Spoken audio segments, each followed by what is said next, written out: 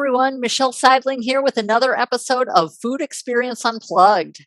Today, we are talking about battling chronic disease through a holistic lifestyle. And with us to help us do that is Ravi Sahay, a book author and experience entrepreneur and everything as far as chronic disease is concerned. So welcome to the podcast, Ravi. This podcast is available on multiple platforms, including YouTube, Apple Podcasts, Spotify, and others. Please be sure to subscribe on your favorite podcast platform to be informed as new episodes become available. If you enjoyed today's episode or any of our episodes, please rate and review the podcast on your favorite platform. As always, check out our website at foodexperienceunplugged.com for some resources as you begin your health journey. Thank you, Michelle. I'm glad to be here with you. Oh, fantastic. Will you take a moment to introduce yourself and why the chronic disease, why the books that you've written on that topic and others? That's a profound question. And I have been asking that question myself at the age of 74, because I came to this country as an immigrant, young immigrant in 1971, trained as an electrical engineer. And then I got two master's degrees, one in computer science and another in business management. So if you had asked me, 30 years ago, I'm going to write a book on health, I said, are you kidding? So that has been a turn of event in my life. And that is basically because I got sick.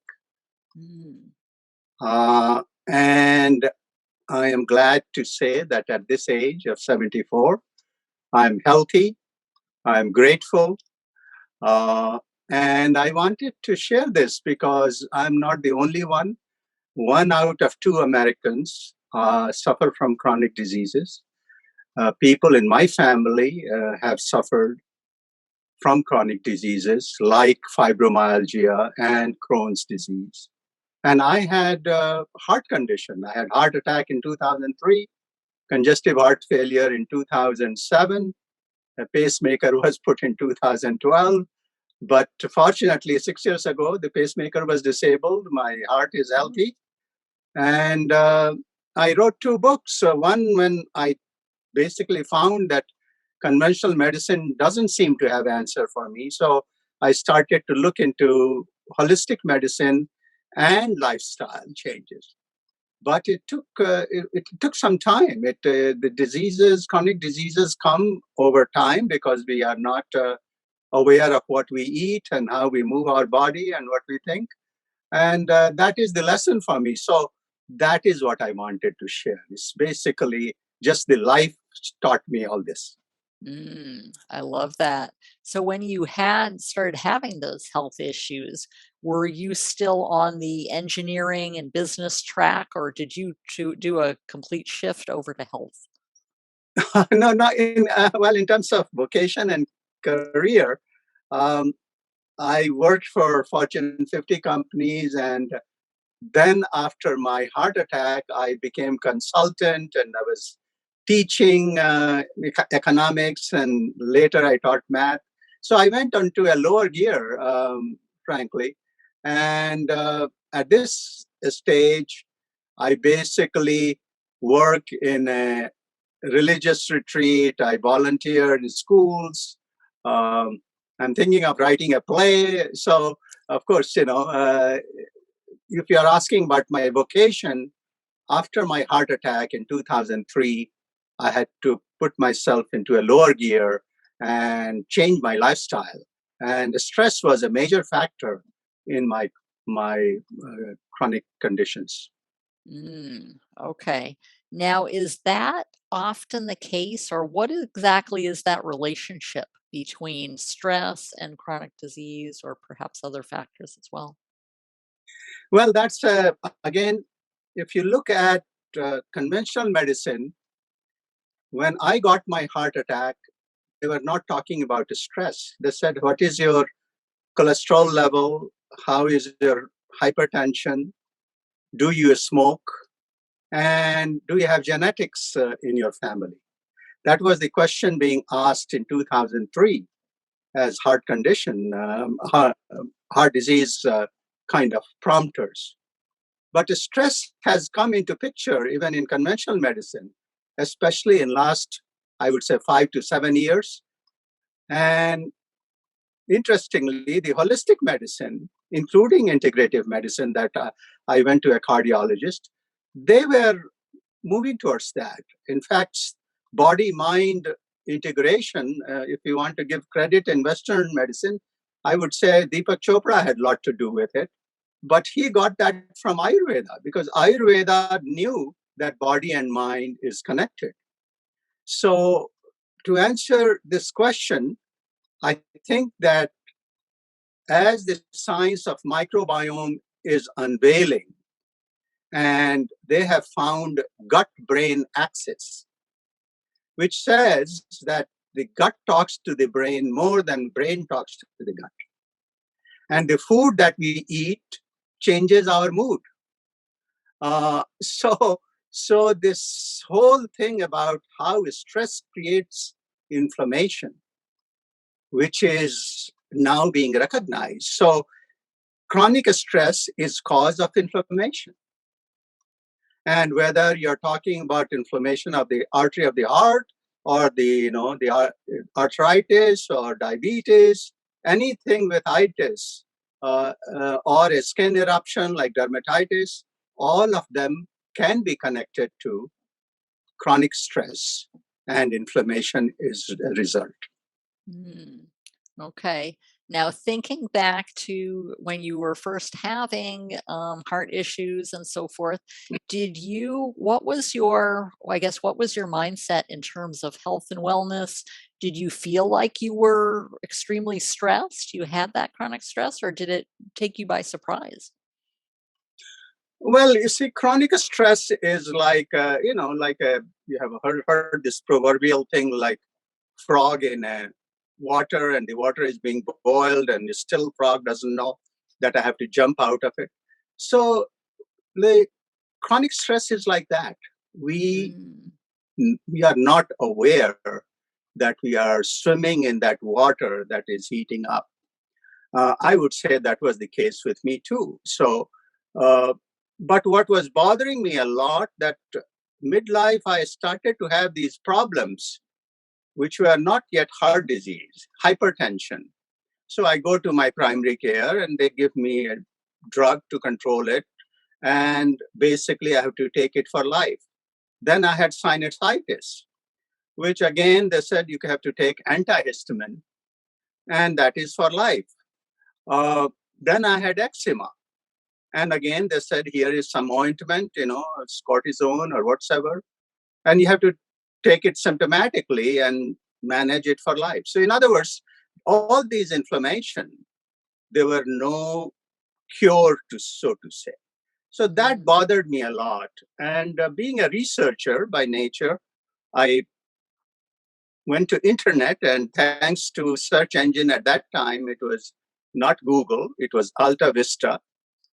I'm talking mid-90s. And I came to this thing about candida overgrowth, which had quite a stream of thinking at that time. And I started to communicate with my sister, who is in India, my elder sister, and my brother, who is a physician. And they said that sounds more like Ayurveda, because candida overgrowth talked about something similar, but Ayurveda talks about imbalance. And both said that gut health is the most important thing.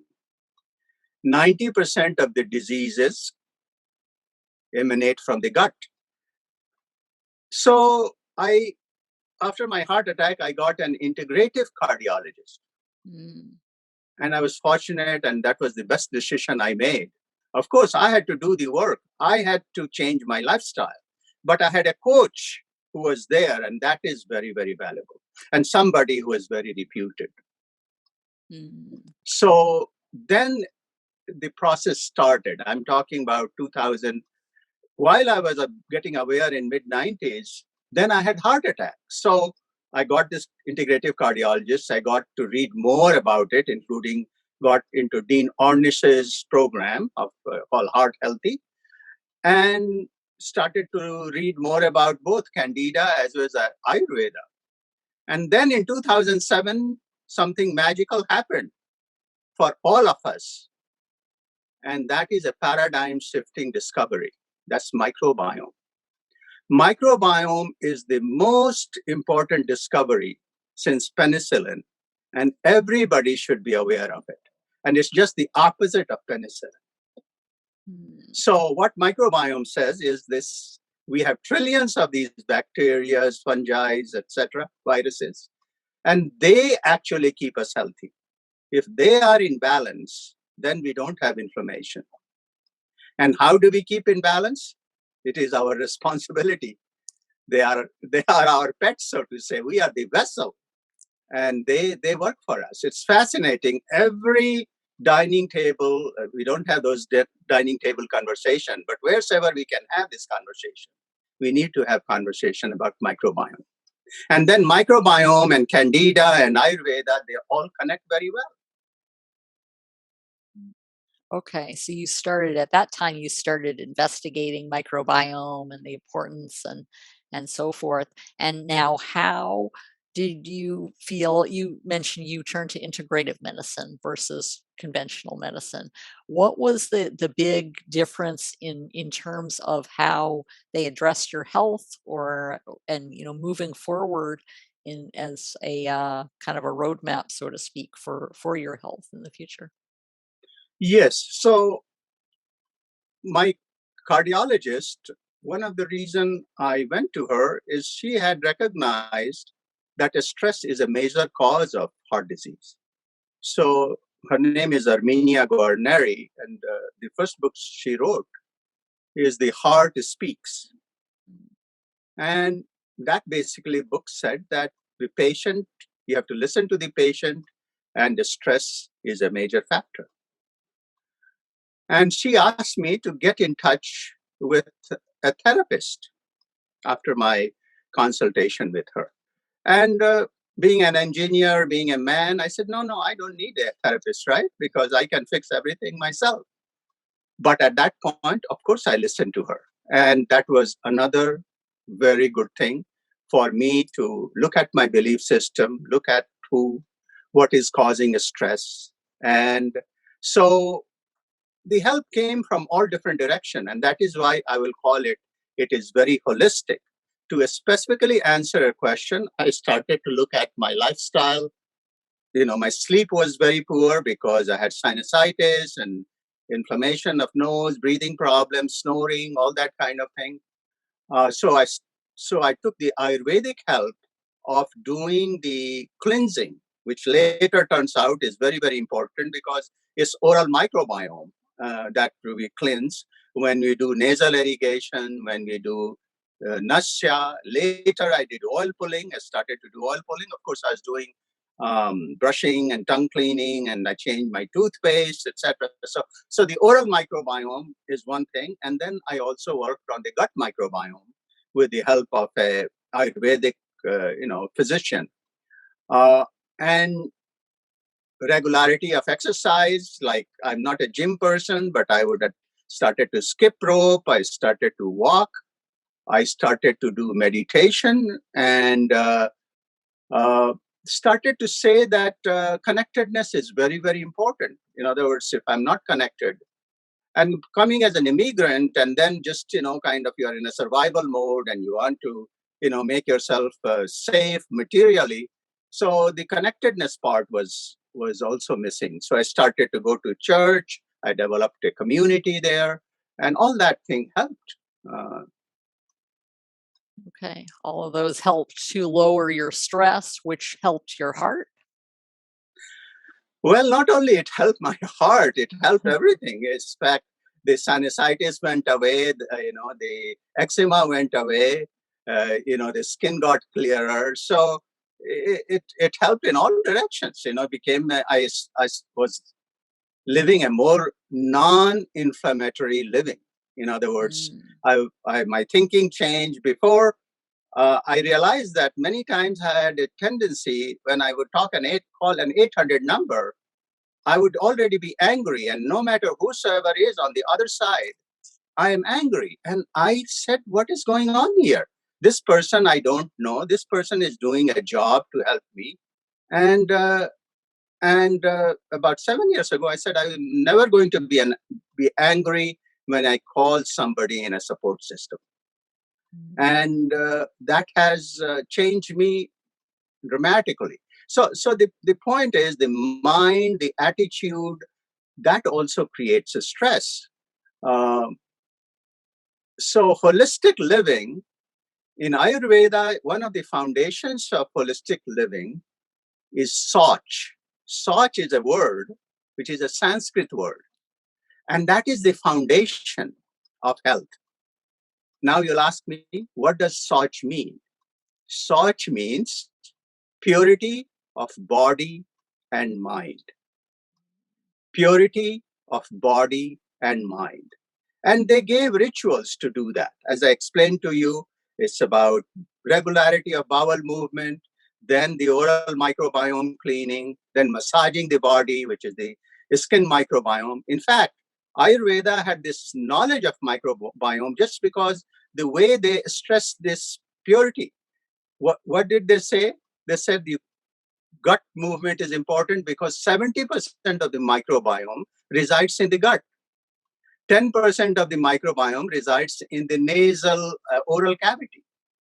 Another 10% is on the skin. So they gave prescription, and this is in my book, those 10 things that you do every day, and they gave it a name, which is in Sanskrit called Deen Charya. Deen means daily, Charya means routine. So it's a daily routine, it's a daily detoxification that they prescribe. Okay. So, and then for body, some of these postures that we call yoga asanas, stretching, and then they also talked about meditation or mindfulness. So this purity of body and mind is very, very important. And as we got into this so-called modern lifestyle, this thing went by wayside, even in India, where this word Soch originated. This is something that I realized much later. I'll tell you this piece, that in India, just like here, things are called restroom, right? In England, it could be loo or something like that. So in India, it is called Sauchalaya. Sauchalaya means, Soch means purity of body and mind. And Alaya means home, like Himalaya. So Himalaya is the home of ice. Similarly, Sauchalaya is the home where you purify your body and mind. We don't do that in Sauchalaya in India, and we don't even talk about it. But that is the foundation that is very, very important. I love that. I just love that whole connection and how you have discovered that over the course of time through your heart issues, through your other situations. Now you talk a lot about immunity and community as far as that whole holistic piece in battling chronic diseases. Will you tell us a little bit about that? Sure. I started to teach economics, as I told you, after I kind of shifted into the lower gear at University of Phoenix. And I was teaching undergrad as well as the postgrad business students. And I was teaching microeconomics and macroeconomics. When I was teaching macroeconomics, it dawned on me that healthcare, this is around 2003, is going to bankrupt this country. 2003. At that time, this is prior to Obamacare, and the healthcare cost as a percent of GDP was around 15%. Today, it is close to 20% of GDP. In other words, per man, per woman, per child, we are spending more than $11,000 per year, which is not even the GDP per capita of many, many countries. So the point is, the healthcare just has gone berserk. And COVID, unfortunately, found us all the weakest links we have about immunity. So if you look at what COVID or any disease does, is that when your immunity is low, it attacks you. And what we have found that people who are immunocompromised are the ones that got most vulnerable to this situation. So this idea of build immunity and build community is basically about empowering ourselves at individual level so that lifestyle is the way we can cure not only disease, but in the process, we are building immunity. So that is the first thing. You empower yourself to become healthy, you build your immunity. But then you have, especially for your own mental health, as well as for the society, you have to build community. Because America and Western world, and even all the developing countries, they are finding that loneliness is a big problem. Isolation is a big problem. Heart disease, in fact, even today, American Heart Association, they have questionnaire. They said, how many people can you call? If and that is about connectedness. So not only about mental health, but even heart health is connected to this connection, this community.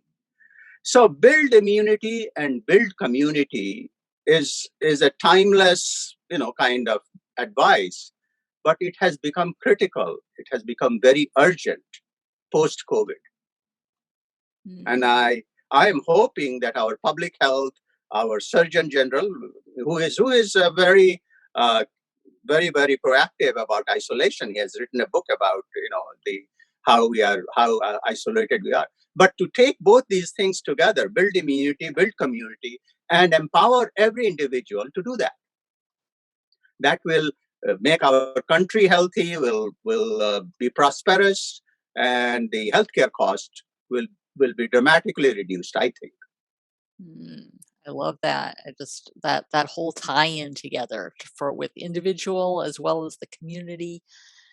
Now, how have you've done a lot over the years with your own health in both respects, but how do you continue to do that? What is do you have I guess, a maintenance routine, so to speak, as far as really maintaining both of those things?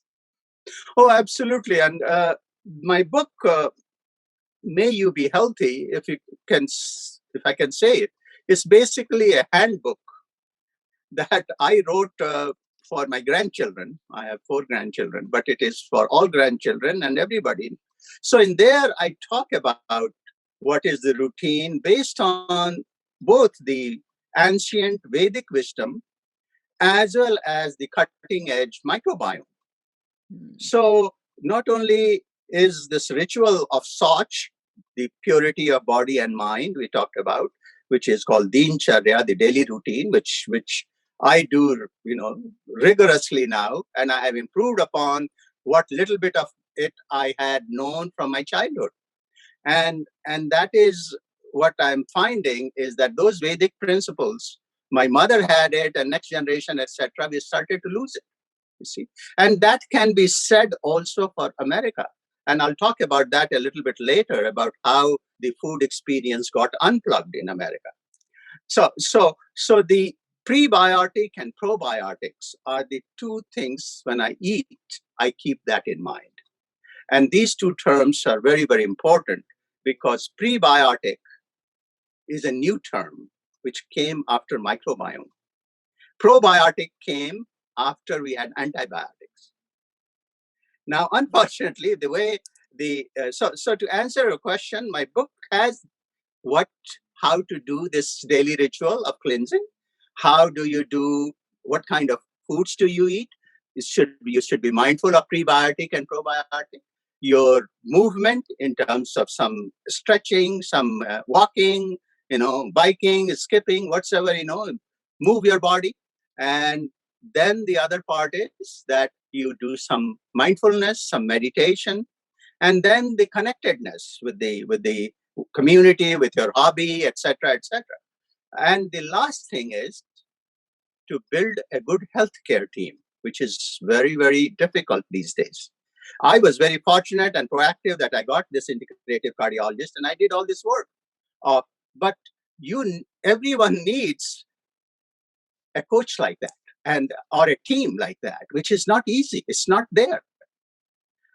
It's very, very sad that microbiome discovery, which is such a profound discovery, but what happened is people started to sell pills. What are those pills? Probiotic pills, right? So, even prime television ads are about probiotic capsules. But how easy it is to just have food which is probiotic, which is fermented. And that got totally unplugged when we moved from farm to suburbia. So the obesity crisis in America is about basically food being unplugged. I love that. I just that whole disconnect. And so your book and obviously your experiences focus on reconnecting us with that food and with those experiences. Absolutely. So let me take you now to the 1950s. Even though I came here later, I was born in 1948. Uh, so we have World War II, and people are coming back, and we have these baby boomers coming out. Families are being formed. People are moving into suburbia. So what is happening is, if you look at suburbia, it has disconnected from the farm. So the food that we are eating in the farm had fermented food. People knew how to do cottage cheese. They knew how to make yogurt, um, and other ethnic community. They brought this sauerkraut from Germany. Later, kimchi, etc., etc. So every culture had fermented food. The point is that was a slow food. So we come to suburbia. We are affluent. Then what we do? Somebody discovers how to make hamburgers and how to franchise it. So this is a great business experiment. America did on franchising. So what was required? The food should taste the same in Maine as well as Hawaii, which is God knows 7,000 miles away. And the business acumen said, "Oh yes, we should put the headquarters in Chicago, and we have these highways, and food will go this way, and it will always taste the same." Unfortunately, we took all the nutrients out, all these live things, which we called this fermented food, live food, and America became basically probiotic deficient. Mm. And people didn't know how to make yogurts. Okay, fine, we started to buy yogurt. But look at yogurt. First it is processed so many ways. We put a lot of sugar, etc. But making a fresh yogurt is very different than putting something in fridge and shipping it, etc. Because remember, we are talking about those live germs, which is probiotic. That should be fresh. That shouldn't be put into fridge if we can help it. And what I'm trying to say that I have in my book, I make my own kefir. Kefir again is a sour milk in Ayurveda, but it is a very, very powerful probiotic. And Mm. just like we had sourdough starter clubs in our grandparents' time, I would like us to have a kefir club so that we can transfer these starters, or for kombucha club where you have scobies that so that people are making their own fermented food Mm. and they're getting it from the food, not from a capsule. And those capsules are expensive on a per day basis. Absolutely. Now, uh, you talked about being the frog in the water as it's boiling. You didn't really realize the health problems that were developing. How can people be more proactive for right? In other words, to not be that frog, or is there a way to not be the frog and have suddenly have these health problems that have taking you aback? Uh, Very, very important question, Michelle. And as I'm a grandparent, I am looking at it more about how do we become resilient, because life will throw challenges at us. That's the nature of life. Uh, how do we raise resilient kids? Now, as a grandfather, I'm talking about. So this whole thing has to, this education is needed, because we were on wrong track, I believe, on this whole idea of stress and resiliency. Why am I saying that? Because the studies have been done before, but emotional intelligence is again was not talked about when baby boomers were growing up. The book that was at that particular point in time, people like Benjamin Spock and others, children should be left, uh, to cry in the crib and separate room, etc. That turns out to be totally wrong, because that is the time when a child learns about self-regulating, how to regulate the emotions. What are the emotions that are coming? This mind question that we are talking about, this stress question. So I'm going back to this point about what children need most is love.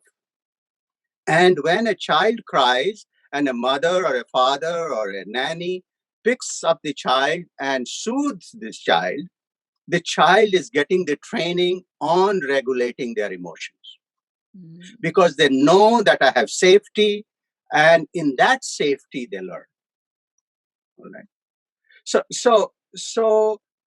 your question was how, as a frog in the pond, which is the water is boiling, how do I become aware? It has to start as a child. Oh, I am sad. Okay, I can regulate it. All right. But if I don't know I'm sad, I'm depressed, what is happening as food experience unplugged, if we go to the fridge and we get some salty food or something to soothe ourselves. But that body is intelligent. It knows that it needs something. But that self-sustaining, soothing technique that is healthy is what we have to learn. So trauma is another big epidemic that we have to handle. People have adverse childhood experiences. They have kept it inside their body. How do you release it? So, so the question is a big one. But first is the awareness, and food has an important role to play. But other part is love, which we mistook. We thought, oh, we can mold a child, we discipline the child like this, go to crib and go to sleep. No, that is not the answer. Yes, you have to provide a structure, but with love. Okay, so regulating, understanding your own emotions, and then building that love and that community to kind of ideally prevent chronic disease, but at least I'd be able to recognize and address it as things happen in your life. Well, this whole thing is we as I told you, healthcare crisis, especially post COVID, is raising a lot of issues. But the answer is also there, and the answer is in this wisdom that people knew. Look, if you look at food be thy medicine, right? That is the Hippocrates, right? Food be thy medicine, the medicine shall be thy food. And Ayurveda, what that say? When diet is wrong, medicine is of no use. When diet is correct, medicine is of no need. I love that. That is So that is food, but the mind part is, which we are talking about, is even subtler. First is to recognize that are we aware of ourselves? And your question about frog and the getting it heated up, is it aware of that body, that is sensations? And unfortunately, because frog doesn't live in that kind of condition, it's artificial to boil the water like that. And that is what we have done. We have made our life unplugged in many ways, not just with food, but with mind too. I love that. That is fantastic. I just how we're reintegrating those vital, vital things. Well, Ravi, how can people get in contact with you? Well, these days, of course, internet is one way, and I'm not a social media person. I'm not an Ayurvedic doctor. So that is, but I have written these two books. The first book I wrote is called My Health is Your Wealth. And this book I wrote after my heart attack, as I was reading about Candida and integrative medicine. 2006, I wrote that book. Microbiome came in 2007. But this book, May You Be Healthy, Well-Being for Pennies a Day, this book I wrote last year, published it. And as I told you, this is the manual, this is the handbook, and it will basically everything I have learned about curing diseases, living happily, sharing it for my grandchildren and other grandchildren is in that book, May You Be Healthy. So people can go to website with my name, ravisahay.com, RAVISAHAY.com, or they can search on Amazon, May You Be Healthy, or My Health is Your Wealth. The other website, which is to promote this thing, building immunity and building community, which is, right now, it's not a separate website. It is still connected to the same. It's called projectwellbeing.org. So that's the contribution I want to make as you are doing it, because health and education, and you are doing both. You're doing education about health. These are few things where economics called it positive externality. In other words, when you are healthy, I am better off. When you are educated, in true terms, I am better off. Most of the things in economics have negative externality. Look at climate change. When I buy a car and I pollute the environment, everybody is worse off, right? So the negative externality happens a lot. The positive externalities are very few. Health and education are those. So I also commend you for doing this service, Michelle. Well, thank you, Ravi. You are doing a service through your books, through your outreach, through getting the word out about that the fact that we have power. We can control what we put into our bodies, how we do our health routines. Thank you so much for being on the podcast today, Ravi. It's been amazing and really eye-opening to understand what we can do to battle chronic disease, to really get a hold of our lives holistically. Thank you. Thank you again. And my prayer, may we all be healthy. Hey everyone, Michelle Seidling here at Food Experience Unplugged. Are you enjoying the Food Experience Unplugged podcast and are ready to ramp it up a level? Then it's time to go premium. With a premium podcast membership, in addition to all the great podcast episodes you know and love, you'll receive additional bonus content and exclusive interviews from many of our podcast guests. You'll receive a live Q&A access each month where I'll address questions pertaining to holistic health and how you can start your journey. You'll also receive weekly shorter video clips with information on tips, tricks, and strategies to get started, to build consistent habits, and to take charge of your health. Go premium today. I'll see you there.